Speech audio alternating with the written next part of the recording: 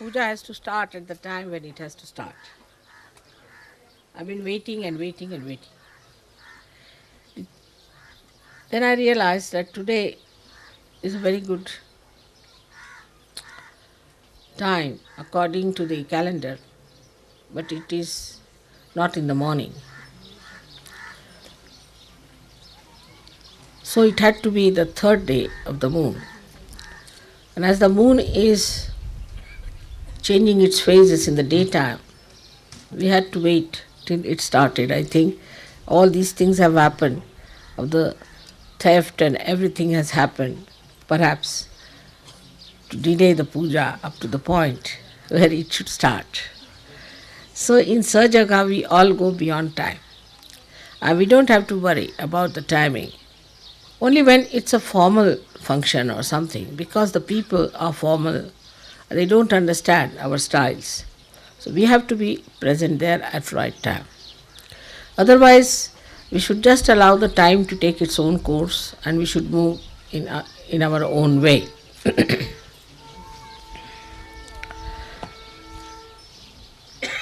Now for our travel and this tour, we have to realize that we are here to achieve a certain amount of height in our detachment. We have to rise into the realm of our state, while the circumstances around us, they are surrounding us, and they should not make us unhappy or biased, or we should not react to them. On the contrary, we should try to rise above that. If there are no events of mishaps, then you cannot see the surmounting quality of the divine.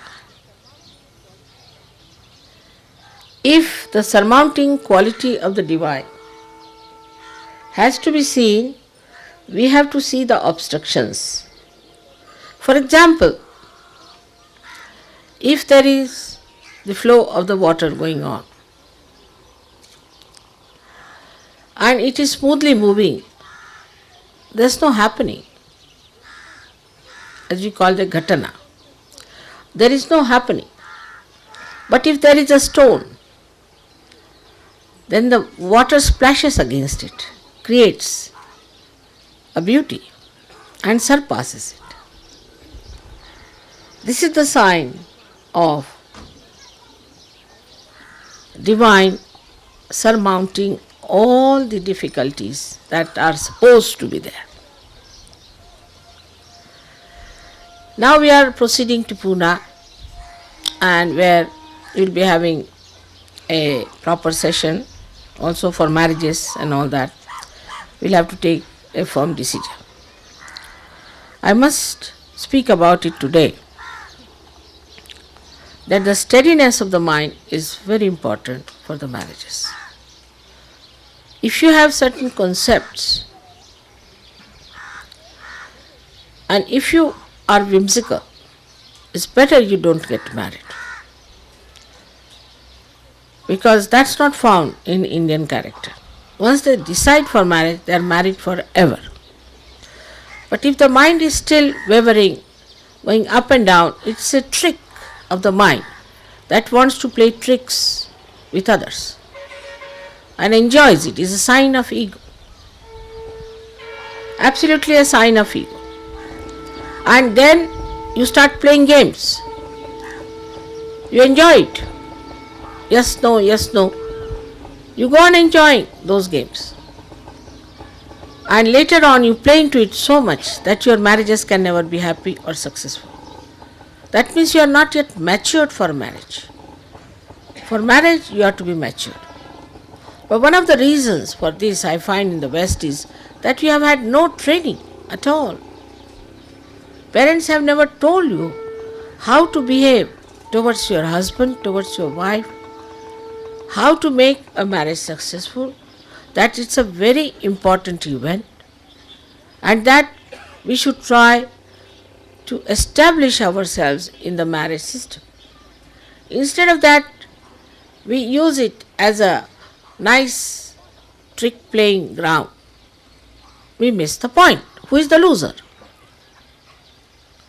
If you go on playing tricks like this and playing with your ego, whatever you may do, whatever type of marriages you'll have, you can never be happy. Now in the West, as you know, I lead another life also. And every person I've met, every person, whatever country they may come, nobody seems to be happy in their marriage. It's very surprising. It seems every wife finds something wrong with the husband finds something wrong with the wife. And they have funny, miserable faces. They don't look like married people, but as if like criminals. Or something has really gone wrong with them. There's no smile on their face. They look horrid because they have missed the point. Marriage is to be enjoyed, is for your enjoyment. Supposing one gives you amrut as they call it, and then you start playing trick with it. Who is the loser? So must know that we have to achieve that maturity and enjoy that love. Basically, if something is very wrong, or if there is no possibility of a proper marriage, in Sahaja Yoga we have arrangement to give it up. You can change your wife, change your husband, no problem. But there must be some reason behind it. Just for fun's sake, if you want to spoil your life, I'll try my level best to tell you that don't spoil your life and of the other person. But people enjoy sometimes spoiling somebody's lives when it comes to the ego part. They themselves cannot enjoy dog in the manger policy. Dog in the manger cannot eat the grass, but barks at any bull that comes to eat it. It's like this. Neither they will enjoy, nor they will allow others to enjoy. And when such stupid couples are there, I have such a headache all the time, reconciling them, talking to them, asking them. I mean, it becomes a marriage bureau for me. And sometimes I reach such a conclusion, no more marriages in Sahaja Yoga. I had enough of it. Actually, what have I to gain out of it? This is nobody who tries to understand. What I am trying is to make you happy, to get you good husbands and good wives. That you should have good relationships, you should have great people on this earth to be born, that we should have a society which is beyond all these nonsensical societies, which is so great that we can create a homogeneous family among ourselves of purity and of holiness. Instead of that, for petty nonsensical things, if there's a fight going on, one gets really fed up. Of course, one has to try. But if you are bent upon cutting your noses, how can I go on clipping them back? It's an eternal problem. If you marry, say, 75 people, you have the enjoyment of it. Now, if it's a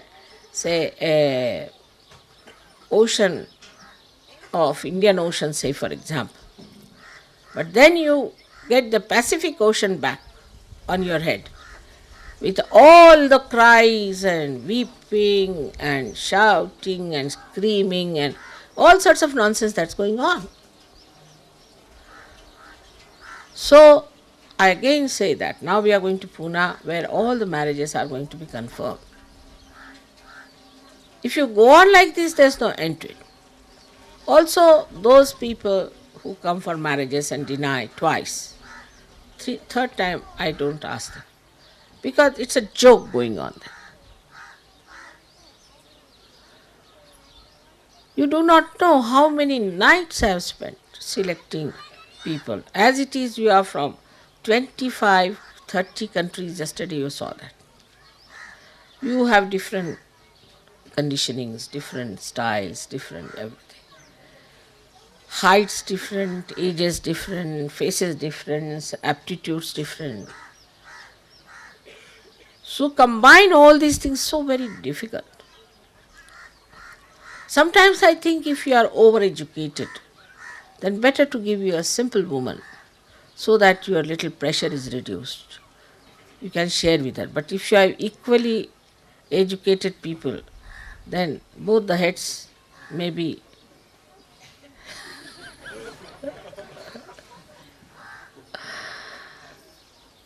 So I have to think of many things and of vibrations. But somehow or other you can defy, and you try to defy it. All right, doesn't matter. But who is the loser is the point. Today I had to speak to you about this because in Sahaj we have to take the way it comes as it comes. Whatever comes in our way, we should take it. We should not sort of say, I have fallen in love. There's nobody falls in love, it rises in love in Sahaj.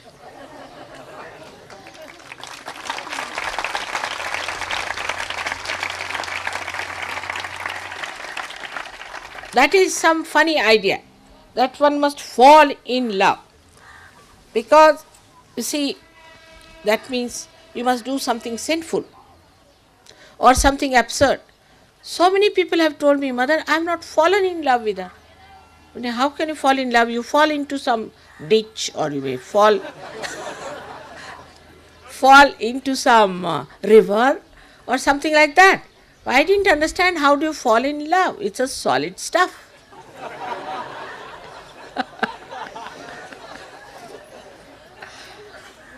So this absurd idea of falling in love has to be given up. If it means that you have felt the love, or if it means that you have the sensitivity of feeling the love, or something I can understand, I mean little explanatory. But this falling in love business has been going on and on and on. Now I would request you that in Sahaja Yoga we cancel this terminology. So, problems of marriages should not arise in Sahaja. You got chance for 1 month to decide for yourself and to find out for yourself. Little bit adjustments and understanding can create such a beautiful world for you. It's just waiting there, but suddenly you decide on some spot, suddenly you're all right, I find. At the spur of the moment I find, suddenly, no. I say, what's this? The horse was going all right. Suddenly what has happened? It has turned round. One can understand a horse, but I can't understand human beings. So this whimsical behavior suddenly can be very injurious to the growth of Sahaja.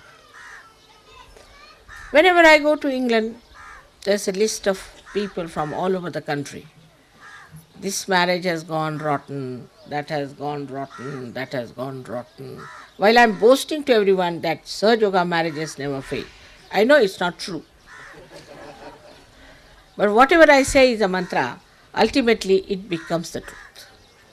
So time will come when no marriages will fail. But you have to join hands with me and cooperate and should understand how much I have worked hard to bring about these events. And marriages should not make you happy or unhappy, because to marry is not the ultimate in life. But it happens, after marriage people get lost. They don't come to Sahaja Yoga. After that we are enjoying our honeymoon for the last 3 years. Oh, wonderful Sahaja Yogis who are leaders suddenly get lost. That also may be a fall in love, maybe, I don't know. But this kind of nonsense, even if it is 1 or 2, it's such a headache.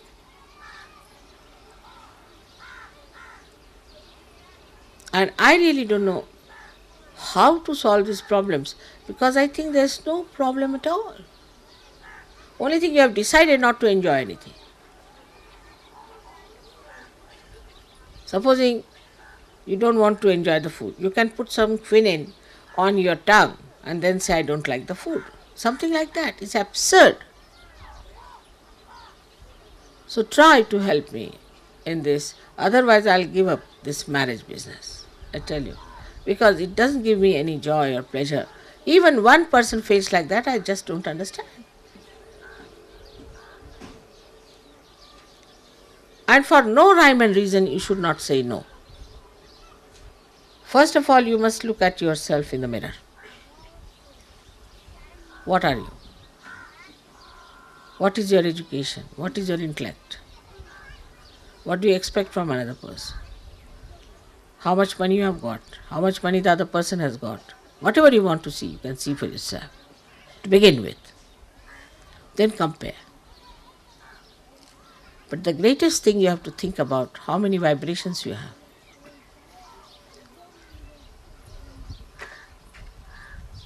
How much Sahaja Yoga the other one knows. You are marrying for your ascent. If the other person has vibrations much more than yours, then you should not unnecessarily boast of nonsensical, gross things. The person is much subtler. Make use of that. Whether it's a woman or a man, I don't say.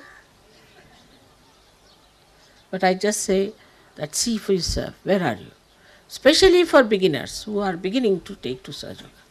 It's better to marry some matured Sahaja Yogi so that they can ascend very well, much faster. And also, if the other party is not so good, maybe, we have to work. We have to save that person. After all, they are not yet matured, but they are Sahaja Yogis. They want to do. So try to work it out in that way. I think you will understand the seriousness. This is the most important work that ever happened on this earth so far.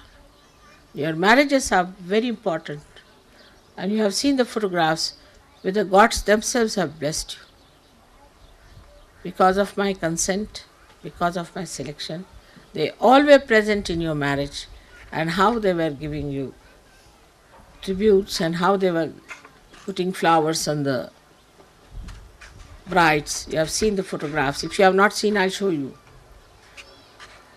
But if you are not a seeker, and if you are not seeking your higher ascent, then you go into nonsensical things and nonsensical ideas. So better be careful not to do such a thing. Don't think too much of yourself. Another note of caution, that you see the way Indians pamper their son-in-laws. So don't get mad. Also, they pamper their daughter-in-laws very much. It's done in India to create better relationships, because we don't have the balloon of ego so much here. But here, as soon as somebody pays attention to you, you go off. So better be careful.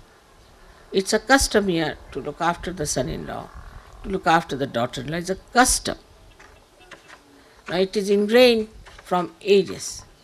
It doesn't mean that you are God or you are in some superlative condition. But it's just that is how they pamper. They look after the daughter-in-law or the son-in-law, normally. And you should not carry away ideas, which I must tell you, because it doesn't happen in the West. I have seen they don't care. Once that they are married, they are finished. It's not so. So please be careful when you are marrying Indians. You'll find the parents will quite pamper you, look after you. They'll call you to their house, do this, give you money, give you ornaments, all kinds of things they'll do. But still, one has to understand that it's just a custom and should not get pampered. On the contrary, should feel blissful about it. But when it is done, I have seen suddenly they go off. And they think no end of themselves. Their value system goes off. It's because so far we have had no education, no training about marriages. I'm sorry I have to say this in the presence of many Indians. But Indians also, you see, expect you to understand their customs sometimes too much. For example, yesterday the garlands were given. At the time when the garlands were given, you are not supposed to garland your son. But some of you took the garland, put it in your. It's regarded as absolutely unmannerly. But it is so. So when we are in India, we have to understand Indians, but when we are in the West, we have to understand the Western people. For example, in the West, you must go on saying thank you, thank you, thank you, sorry, sorry, sorry, sorry, sorry. It is so confusing sometimes. But you have to go on shaking hands with so many people. I mean, I sometimes shake hands with 900 people at a time. And while they are going back again, 900 people. But I think Namaste is a better idea. See, to shake hands with every sort of a person you catch from everyone. But it's a custom.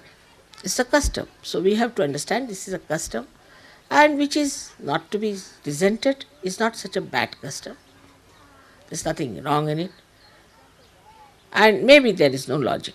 For example, garlanding yourself, there's little logic. You don't garland yourself, somebody else has to garland. And the ladies don't take garland on their, you see, because any man cannot garland the lady because it's the only husband has the right. See, so anyone won't garland. Or a son can garland the mother. But any man cannot garland any lady who is of a younger age or who is not yet married. And even if married, she has to be an old woman like me. Then it's all right. So these are customs very much ingrained, and it's based on logic that you cannot garland yourself and walk on the street. Even if the leaders here are garlanded, immediately they take out their garland, except for the gods. I mean, I can carry with my garland, but I also take it out. So these are few customs which must be understood, and there's nothing wrong in it, there's logic. Whatever is illogical, we can give up. Whatever is logical, we have to take it and understand it. So I'm just telling you that yesterday they all started laughing. Children also started laughing because they thought they are garlanding themselves. It's like doing arti to yourself, Amounts to that.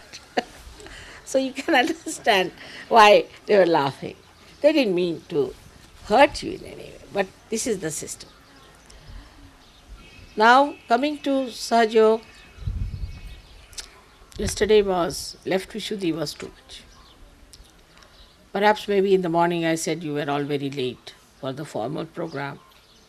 I don't know. Whatever I say has to be just listened to, that's all. Only thing is next time we should not be late in any formal program. But it seems such a left Vishuddhi was there that I got a lump here. And I just knew what it was. So mother says to you things which should not hurt you in any way, and you should not take it that seriously, but should understand that next time we should not do so. Otherwise you are all wonderful people, you are beautiful people. I love you, I adore you. Not only that, but I am very proud of you. I am extremely proud of you. But I have to tell you something sometimes. But if I tell you even wee bit, then if you get that upset, I don't know what should I do. So, not to take things that seriously. There's nothing so much wrong.